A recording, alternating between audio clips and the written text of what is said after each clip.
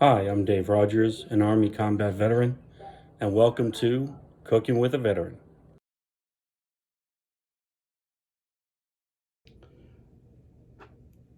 All right, welcome back to Cooking with a Veteran. I'm Dave Rogers, your host.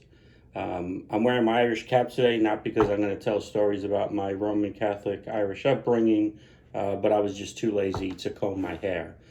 So, as promised, we're going to talk about and cook macaroni and cheese today. And I know I said three cheese, but actually, when I was at the cheese market, I found some great combinations that will go together. And that's one of the most important things. If you're going to do an original macaroni and cheese, it's not just about putting cheddar or sharp cheddar or yellow cheddar. You can really get creative, but you want to make sure that the cheeses that you use complement each other. You would never pair like Swiss with blue cheese in a macaroni and cheese. So I went to the market. I did find some great. I have some horseradish here. I got some pepper jack. I got some Canadian cheddar, and I have some manchego. I have some Asiago, and I had them shred Parmesan. I have some powdered Parmesan also, but I like to put this as the top coating on my mac and cheese to make it kind of like a crisp edge, almost like a pie, right? So right now I have my water boiling. I like to use for when I do my mac and cheese, I use large shells. All right, you're gonna need some powder. You're gonna need some heavy cream, okay? And then some of my seasonings. Of course, I've got my Irish butter, okay? And we're ready to get started.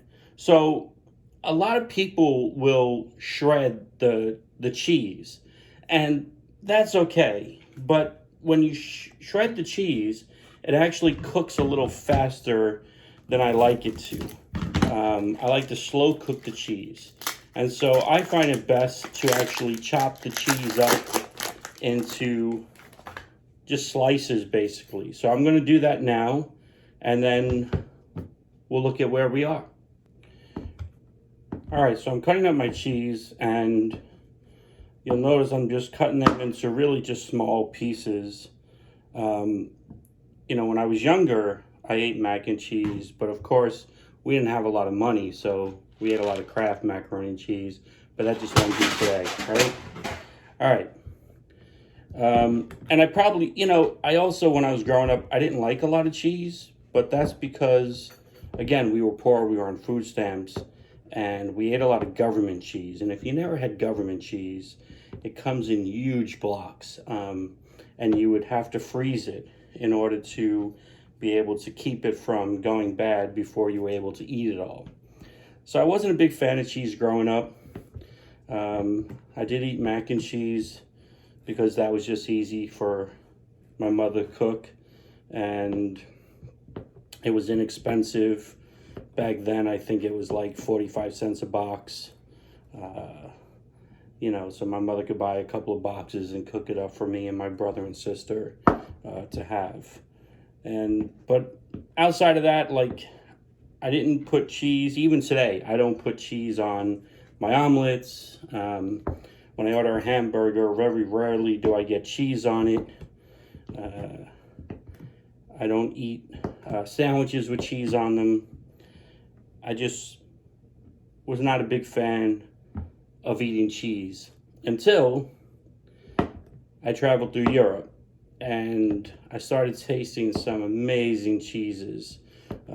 Almost every place I went to, every friend's house I would visit, they would put out this nice spread of cheese with some wine and some grapes and some apples. And so we would eat cheese and drink wine and have a good time. All right, so I have all my cheese diced up and ready. I just put the noodles in the water, put a cover on it so that it can go ahead and cook. And one of the things I wanted to mention, I forgot before, was when you're dicing up your cheese, make sure that between the different types of cheese that you clean your board off. I'm not using all the cheese that I bought for this meal, and I don't want to cross mix the cheeses because I might serve just one cheese, and you don't want to have that flavor of the other cheese interrupting the cheese blocks as you put them out for guests that come over. Okay, so my pasta is cooked, and that's very important. You want to make sure that you cook your pasta before you start cooking your cheese sauce. And the reason for that is the cheese doesn't take a lot of time to prepare and cook. And so if you're waiting on your pasta, your cheese will harden, it'll turn shreddy, and it won't have time to fully cook into the pasta. All right, so you see I have my pasta here in the pot here. It's all cooked up. I put it in a bigger pot so I can mix it up with the cheese afterwards. And in my saucepan right now, I have a stick of butter. Of course, I'm using my Irish butter again. I got a little bit of fresh paisley and some garlic. Now, normally I wouldn't put the paisley and garlic, but since I'm cooking a type of horseradish tasting macaroni and cheese, I went ahead and I add these in. It adds a nice little flavor to it. Okay, so you see I got my butter going. I started on high so that I can get it nice and melted and around. And now I've turned it to low, okay, because I don't want to burn the butter, nor do I want to burn the cream. Okay, so I'm going to add my heavy cream, 2 cups of heavy cream, all right. And I'm also going to add in 2 cups of whole milk. Okay. And again, you can change this up. You can use half and half. You can use skim milk, whatever works for you. All right. So I'm going to get that going. I'm going to turn it to medium so that it heats up a little bit. Now, this is a dish I learned, believe it or not, in South Korea. When I was stationed in Korea in the mid-90s, this restaurant that I went to wanted to try their luck at some American dishes. And for some reason, they thought that all American dishes have cheese on it. And so they tried putting cheese on everything. And it was really, really bad.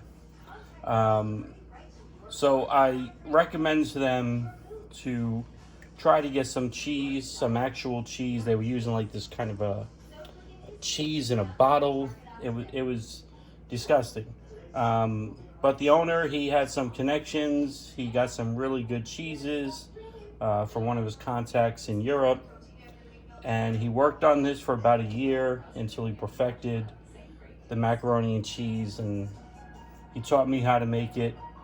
And I've been making it this way ever since.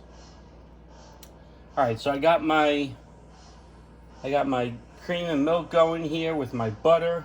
I'm going to add some flour.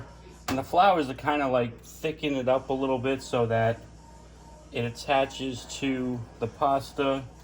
I'm going to add my salt and pepper. Okay. I'm going to get this going around. And you notice I'm not using my wooden spoon like I normally do when I cook. I'm using a baker's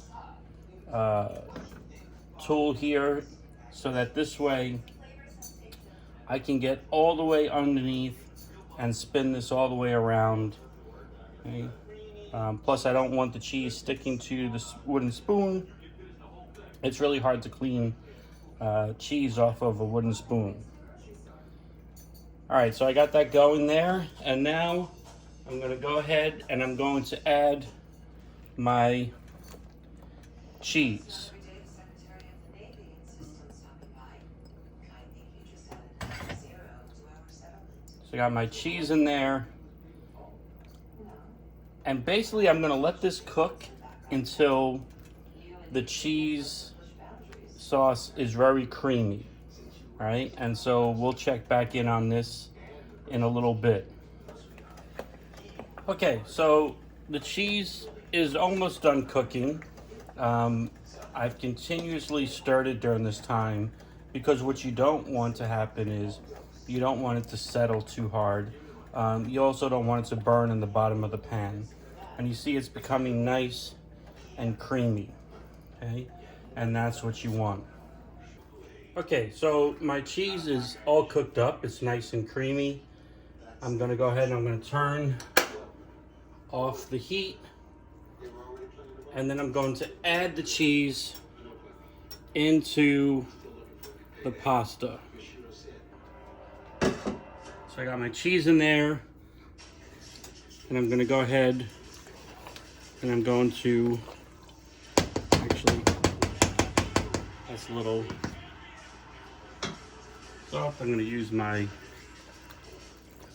bigger spoon and I'm gonna mix it around. Nice creamy mac and cheese. Okay, now I'm gonna take my macaroni and cheese and I'm gonna transfer it to a pan. Actually, I've made enough so that I can transfer it to 2 of these pans, which will feed 4 people, okay, very nicely. Right? And you want to make sure that you spread it around nice and evenly. So you'll notice that I didn't fill it all the way to the top. And the reason for that is while it's cooking in the oven, you don't want the cheese, while it's heating up, to spill out and cause a big mess. I preheated my oven. I'm gonna go ahead. I'm gonna take the shaved Parmesan. I'm gonna put it on top. Okay, I heated my oven to 375 degrees. Okay. I'm gonna put that nice and on top. And then I'm gonna slip that in the oven. All right, I've just taken it out of the oven and look how beautiful that is. Lightly browned on the top, not too much. You can still see that the cheese is kind of bubbling up in the corners there. Now you can see why I didn't fill it all the way to the top. And so now, let's serve and enjoy. Okay, and once again comes my favorite part of cooking any meal, tasting it.